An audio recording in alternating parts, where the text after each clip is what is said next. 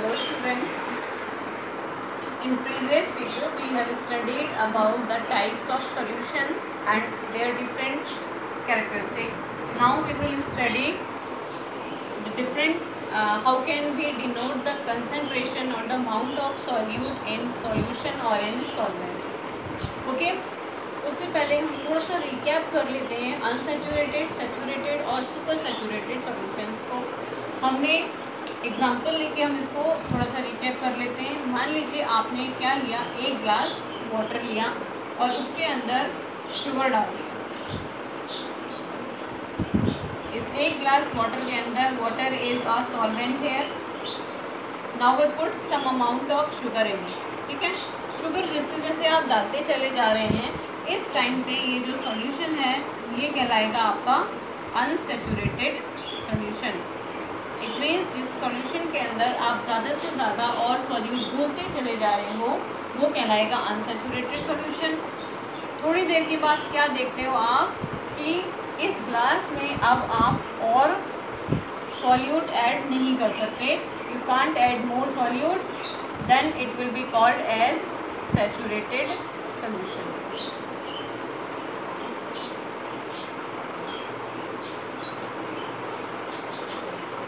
Saturated solution और unsaturated में difference क्या हो गया, इसमें आप सॉल्यूट डाल सकते हैं और इसके अंदर ज़्यादा सॉल्यूट और घुल नहीं सकता है, सॉल्युबल नहीं हो सकता है। ये हो गया सैचुरेटेड सॉल्यूशन। मान लो हमें क्या कंडीशन चाहिए थी, हमें चाहिए कि हम इसको अनसैचुरेटेड बना दें। फिर से क्या करेंगे, वी विल हीट इट, हम इसको गर्म कर देंगे, गैस पे रख देंगे और गर्म करने के बाद again it will B change into unsaturated solution. तो किसी भी कंडीशन क्या है, किसी भी सैचुरेटेड सॉल्यूशन को अनसैचुरेटेड में चेंज करने के लिए हमको केवल उसको गर्म करना पड़ता है। तो गर्म करने से हुआ क्या, बेसिकली गर्म करने से सॉल्युबिलिटी बढ़ गई। अब सॉल्युबिलिटी क्या है, अभी हम जो डिस्कस कर रहे हैं वो पहले सॉल्युबिलिटी कर रहे हैं। सॉल्युबिलिटी बेसिकली होती है amount of solute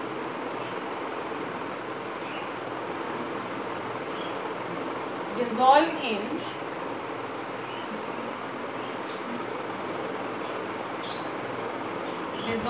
in 100 ml of solvent at particular temperature। एक पर्टिकुलर टेम्परेचर पे 100 ml सॉल्वेंट में या 100 ग्राम सॉल्वेंट में जितना भी सॉल्यूट मैक्सिमम घुल सकता है to make it a saturated solution, उसको सैचुरेटेड बनाने के लिए वो किसी भी सॉल्यूट की सॉल्युबिलिटी कहलाती है। जैसे कि एक गिलास पानी हमने लिया था और जब हम शुगर उसमें डालते जा रहे थे और अगर हमने ये 100 ml पानी फिक्स कर लिया, सॉल्वेंट का अमाउंट फिक्स कर दिया 100 ml और उसमें आप शुगर डालते चले जा रहे हैं और जब सैचुरेशन का स्टेट आ गया तो मान लीजिए आपने इसके अंदर 25 ग्राम शुगर ऐड कर दिया, 25 ग्राम इसमें शुगर आपने ऐड कर दिया, अब और ऐड नहीं हो रहा है। इस टाइम पे 25 ग्राम क्या कहलाएगी, सॉल्युबिलिटी कहलाएगी सॉल्यूट की। Solubility is that solute at when the solvent is 100 ml और ये पर्टिकुलर टेम्परेचर पर ही फिक्स होती है, क्योंकि गर्म करने से again it will change into unsaturated solution. इसीलिए हम सॉल्युबिलिटी जो है डिपेंडेंट मानते हैं कि टेम्परेचर डिपेंडेंट होती है। और सॉल्युबिलिटी कब ली जाती है, जब मैक्सिमम अमाउंट ऑफ सॉल्यूट किसी भी सॉल्यूशन के अंदर, सॉल्वेंट के अंदर घुला हुआ होता है, वो सॉल्युबिलिटी कहलाती है। तो पर 100 ml ही ये ली जाती है, अमाउंट ऑफ सॉल्यूट पर 100 ml ऑफ सॉल्वेंट। हमने क्या कहा कि जो सॉल्युबिलिटी है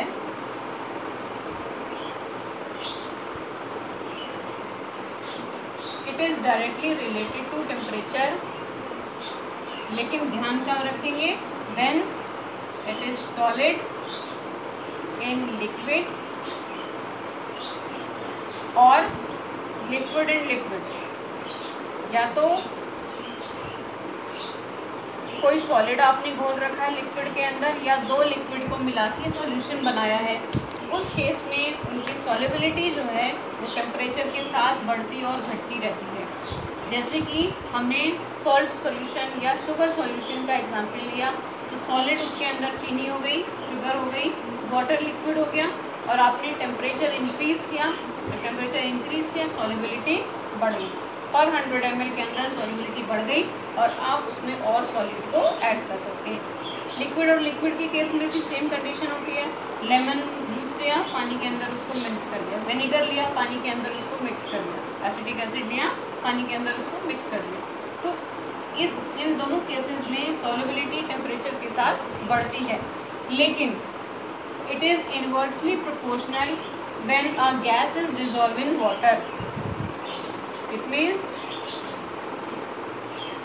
अगर आप टेम्परेचर बढ़ाओगे तो गैसेस की सॉल्युबिलिटी लिक्विड्स के अंदर कम हो जाती है। फॉर एग्जांपल, पानी के अंदर हम ये मानते हैं कि पानी के अंदर जितने भी एक्वेटिक एनिमल्स हैं वो कैसे रह पा रहे हैं, because both these gases oxygen और कार्बन डाइऑक्साइड, जो कि बहुत ज़रूरी है, चाहे वो एनिमल्स को बात करें तो ऑक्सीजन रेस्पिरेशन के लिए ज़रूरी है, और अगर प्लांट्स की बात करें तो कार्बन डाइऑक्साइड इसके लिए फोटोसिंथेसिस के लिए ज़रूरी है, तो दोनों ही इसेंशियल गैसेस हैं और पानी के अंदर डिजॉल्व फॉर्म में रहती हैं। लेकिन अगर हम किसी भी नदी का, रिवर, ओशन, स्ट्रीम का पानी गर्म कर दें, या अगर हम एक्वेरियम की भी बात करें तो एक्वेरियम के अंदर पानी है, पानी के अंदर ये दोनों गैसेस डिजॉल्व हैं। जैसे ही हम विंटर्स में हम हीटर लगा देते हैं, ठीक है, हीटर लगाने से क्या होता है, एक्वेरियम का पानी गर्म हो जाता है, गर्म होने के साथ इन दोनों गैसेस की सॉल्युबिलिटी कम हो जाती है, क्योंकि ये इन्वर्सली प्रोपोर्शनल है टेम्परेचर के। टेम्परेचर कम हुआ, सॉल्युबिलिटी, टेम्परेचर बढ़ गया, सॉल्युबिलिटी कम हो गई। तो गर्म पानी में हमेशा ध्यान रखो, जो फिश होती हैं वो मरना स्टार्ट कर देती हैं, जल्दी मर जाती हैं, या एक्वेटिक जो प्लांट्स होते हैं वो भी अच्छी तरीके से नहीं चल पाते, because the solubility of both these gases is lesser than cold water. ठीक है, अब हम आ जाते हैं कंसंट्रेशन के ऊपर। नेक्स्ट जो हमारा, हम सॉल्यूट को रिप्रेजेंट कर सकते हैं कि कितना सॉल्यूट किसी पर्टिकुलर सॉल्यूशन में घुला हुआ है, वो हम रिप्रेजेंट कर सकते हैं कंसंट्रेशन ऑफ सॉल्यूशन टॉपिक के अंदर। कंसंट्रेशन का मतलब क्या है, amount of solute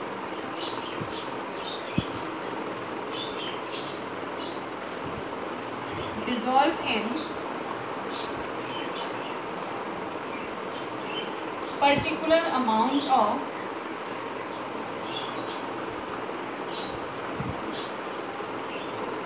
solution।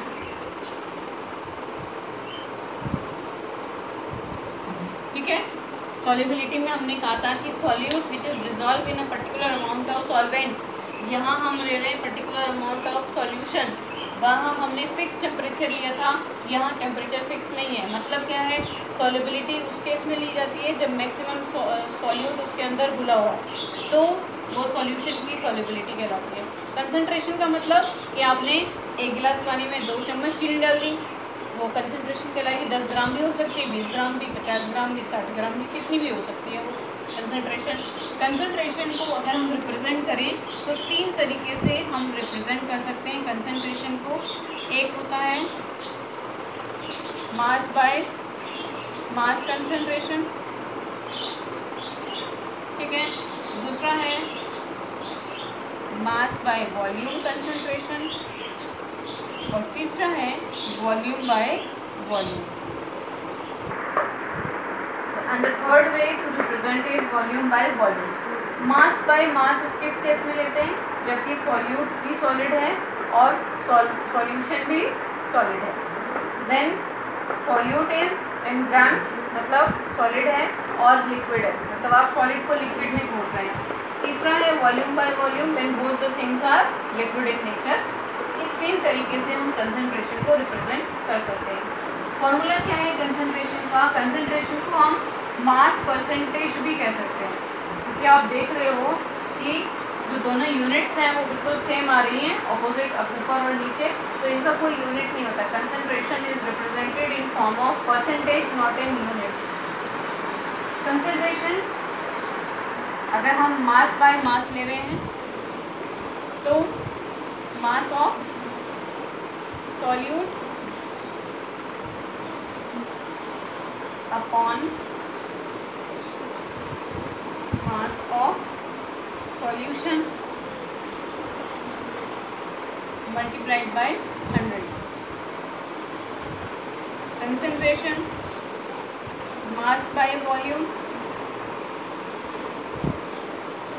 Mass of solute upon volume of solution multiplied by 100। और तीसरा तरीका volume by volume, so volume of solute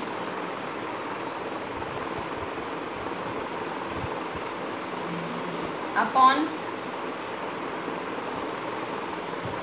volume of solution multiplied by 100। तो ये 3 फॉर्मूले हो गए और इन 3 तरीक़ों से हमने रिप्रेजेंट किया था कंसंट्रेशन को, जिसमें मास दिया था दोनों का, इसमें मास बाय वॉल्यूम है और इनमें वॉल्यूम बाय वॉल्यूम। अब इनको न्यूमेरिकल में कैसे हम उसको पुट कर सकते हैं वैल्यूज़ को और कैसे इनको सॉल्व करेंगे, तो एक दो एग्जाम्पल लेके हम समझ लेते हैं। देखो यहाँ पे मास ऑफ सॉल्यूशन दिया गया है और सॉल्यूशन का मास हम कैसे निकाल सकते हैं। सॉल्यूशन टोटल 2 चीज़ों से मिलकर बना है, एक सॉल्यूट है और दूसरा सॉल्वेंट है, ठीक है। तो अगर हमें सॉल्यूशन का मास निकालना है, मास ऑफ सॉल्यूशन या वॉल्यूम निकालना है सॉल्यूशन का, तो हम क्या करेंगे, सॉल्यूट का मास प्लस सॉल्वेंट का मास, इन दोनों का सम कर दें, दोनों को प्लस कर दें। तो क्वेश्चन में हो सकता है कि डायरेक्टली आपको सॉल्यूशन का ही मास दिया गया है या वॉल्यूम दिया गया है, और ये भी हो सकता है कि सॉल्यूट और सॉल्वेंट दोनों अलग अलग करके दिए जाएं, तो वो आपको टोटल उसका सम करना पड़ेगा। तो अब हम क्वेश्चन देख लेते हैं कि कैसे हम उस क्वेश्चन को सॉल्व कर सकते हैं। मान लीजिए क्वेश्चन हमें दिया गया है कि 0.5 grams of salt, common salt, is dissolved in 25 gram of water. Now calculate mass percentage.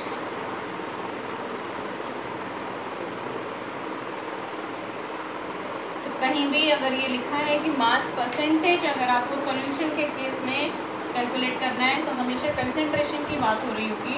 क्या क्या चीज़ें गिवन हैं, mass of solute NaCl 0.5 grams, mass of solvent 25 ग्राम। देखो अब इस क्वेश्चन में हमने कैसे पहचाना कि सॉल्यूट कौन है और सॉल्वेंट कौन है। हमेशा कम अमाउंट में सॉल्यूट होगा, 0.5 ग्राम बहुत कम अमाउंट है, सॉल्यूट है ये। 25 ग्राम ज़्यादा अमाउंट है, तो ये हो गया सॉल्वेंट। और दूसरा वाटर हमेशा सॉल्वेंट ही होता है, सॉल्वेंट की तरह वर्क नहीं करेगा। अब हमको कंसंट्रेशन के फॉर्मूले में रखने के लिए दोनों का सम चाहिए, तो मास ऑफ सॉल्यूशन निकाल लेंगे हम दोनों को प्लस करके। 0.5 प्लस 25 कितना हो गया, 25.5 ग्राम्स। नाउ फॉर्मूला लिख लेते हैं।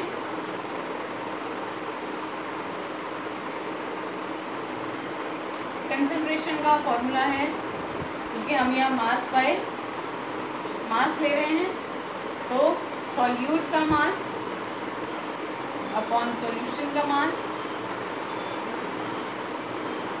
Multiplied by 100। आपको सॉल्यूट का दिया गया है 0.5, सॉल्यूशन हमने निकाल लिया 25.5 मल्टीप्लाइड बाय 100, सॉल्व कर लिया। 5 2 10 0, 5 5 25, 1, 100 upon 51, it means 1 point something इसका आंसर आ गया 1.36%। ये आ गया इसका आंसर। ये है इसका कंसंट्रेशन। परसेंटेज के फॉर्म में ही इसको डिनोट करेंगे। और देखो क्वेश्चन डायरेक्टली कंसंट्रेशन निकालने के लिए आ सकता है, सॉल्यूट निकालने के लिए आ सकता है, तो आपको कंसंट्रेशन गिवन रहेगा। आप सॉल्यूट में X B X Y Z कुछ भी मान के और कैलकुलेट करके सॉल्यूट भी निकाल सकते हैं। आपसे सॉल्वेंट पूछा जा सकता है। क्वेश्चन किसी भी तरीके के आ सकते हैं। I think you understand this video. Okay, thank you, good bye.